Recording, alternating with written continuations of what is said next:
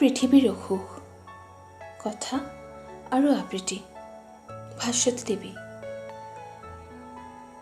আজি পৃথিৱীৰ অসুখ।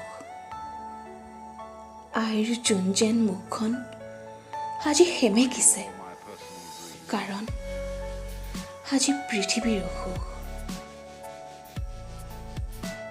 পিতাইৰ উজ্জ্বল চকু দুটি আজি হেতা পৰিছে, সেই পাহাৰৰ টিলাটোৰ বুকু খহিছে ভয়ত, কাৰণ আজি পৃথিৱীৰ অসুখ, বৰ অসুখ।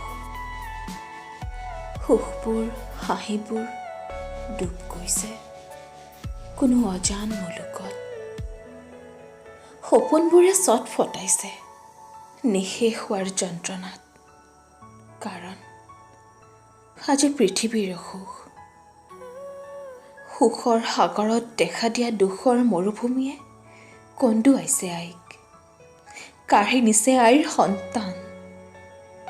দুচকু ঢাকি চকুলনি কৰিছে, কাৰণ পৃথিৱী শুই পৰিছে। আজি পৃথিৱীৰ অসুখ, বৰ অসুখ।